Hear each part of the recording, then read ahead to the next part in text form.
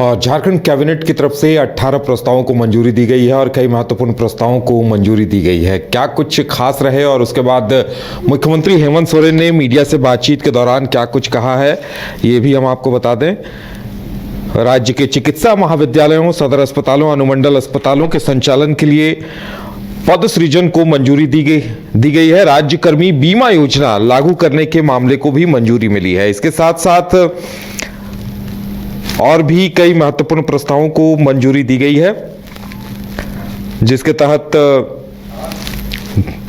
जिला न्यायाधीश स्तर के एक विशेष न्यायालय के गठन की स्वीकृति चतरा के लिए दी गई है। इसके अलावा कार्मिक प्रशासनिक सुधार, राजभाषा विभाग नियुक्तियों के लिए मंजूरी दी गई है।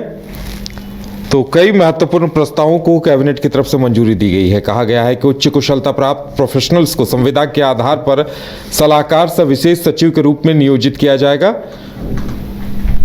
निरस्त करने की स्वीकृति दी गई है। ये जो सरकार की तरफ से ये नियमावली बनाई गई थी, उसे निरस्त करने को लेकर स्वीकृति दी गई है।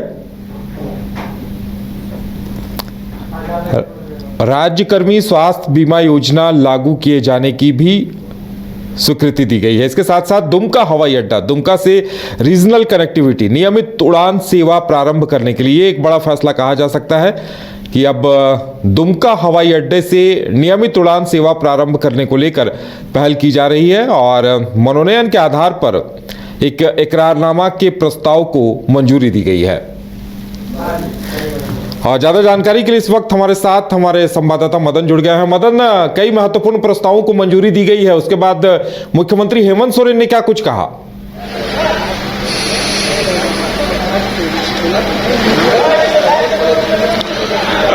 फिलहाल देखिए, अब कैबिनेट की बैठक खत्म हो चुकी है और मुख्यमंत्री समेत तमाम जो मंत्री हैं वो मंत्रालय से निकल चुके हैं, लेकिन मीडिया से आज बातचीत मुख्यमंत्री हेमंत सोरेन ने नहीं की। लेकिन जो कैबिनेट सचिव है उन्होंने विस्तार से बताया कि आज कैबिनेट की बैठक में कौन कौन से जो प्रस्ताव है वो लाए गए थे और फिर उस पर सहमति बनी है। तो कुल अगर आप देखें तो आज के कैबिनेट की बैठक में 18 प्रस्ताव पर मंजूरी मिली, जिसको लेकर के प्रेस वार्ता करते हुए कैबिनेट सचिव ने पूरी जानकारी दी, जिसमें सबसे महत्वपूर्ण जो राज्य के कर्मियों के लिए बीमा लागू करने वाली पॉलिसी पर एक तरह से कहें तो उसे मंजूरी दे दी गई है।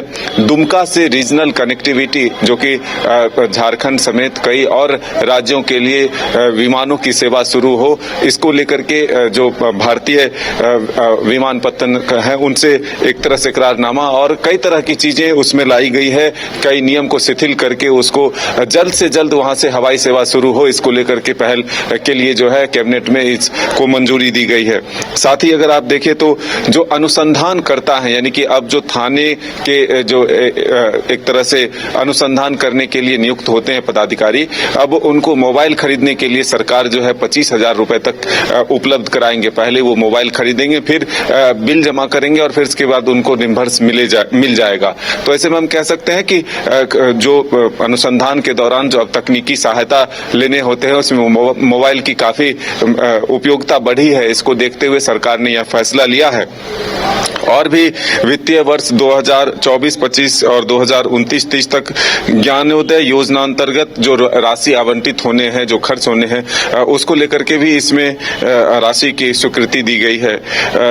झारखंड उच्च न्यायालय द्वारा पारित न्यायाधीश के आलोक में याचिकाकर्ताओं की नियुक्ति की वैचारिक नियुक्ति तिथि जो है वो एक तरह से 16/11/2010 से वास्तविक योगदान तक के MACP एवं पेंशन परियोजनार्थ उक्त अवधि की गणना करने की स्वीकृति दी गई है। तो कुल 18 ऐसे प्रस्ताव लाए गए जो कि राज्य के विकास से जुड़े हुए हैं।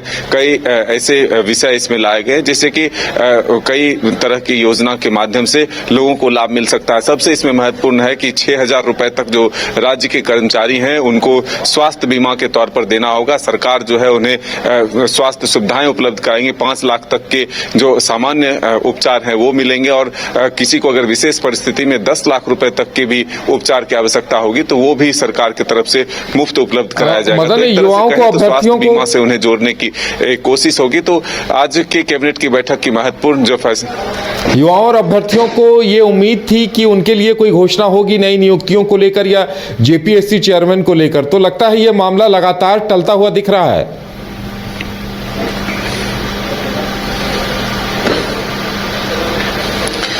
फिलहाल आज की बैठक में जो कैबिनेट की बैठक हुई है उसमें जेपीएससी के चेयरमैन को लेकर के कोई फैसला नहीं लिया गया। अब ये उम्मीद की जा सकती है कि आगे जब कैबिनेट की बैठक हो तो उसमें सरकार इस पर फैसला लेगी। और अगर युवाओं की नजर से देखें तो कोई ऐसे आज बड़े फैसले नहीं लिए गए हैं जिसको कि हम ये बताएं कि आज युवाओं के हित में बहुत महत्वपूर्ण फैसले लिए गए। आज जो रूटीन वर्क है उससे जुड़े हुए सरकार ने फैसले लिए हैं। जो बड़े फैसले थे हमने बताया कि राज्य के कर्मियों के लिए जो बीमा सुविधा लाया गया है वो एक बड़े फैसले हैं, जिसको हमने बताया कि अब राज्य सरकार के जो कर्मी हैं उनको 5 लाख रुपए तक का जो उपचार है वो मुफ्त मिलेगा। 6,000 रुपए सालाना देना होगा। पेंशनधारियों को भी यह सुविधा उपलब्ध होगी। तो ये एक महत्वपूर्ण फैसला जो है सरकार ने लिया है। चलिए मदन, हमारे साथ जुड़ने के लिए, तमाम जानकारी देने के लिए आपका बहुत बहुत धन्यवाद। तो 18 प्रस्तावों को झारखंड सरकार की तरफ से मंजूरी दी गई है। विश्व स्तरीय मेडिकल सुविधाओं से युक्त रांची का देवनिका हॉस्पिटल, जहां है neonatal ICU, burn intensive care unit, modular operation theatre, 24/7 emergency trauma service, multidisciplinary ICUs, emergency care, MRI, CT scan, advance cath lab, fully automated path lab, echo, ultrasound, ultra modular patient beds और pharmacy. Devnika hospital and research centre, किफायती दर पर विश्व स्तरीय इलाज, ancillary Chowk, Tupudana industrial area, Ranchi. 5 राज्य, 61 शहर, 150 project और एक वास्तु विहार। नई सोच, नया घर। बनाए रखिए अपना प्यार, सेवा में है वास्तु विहार।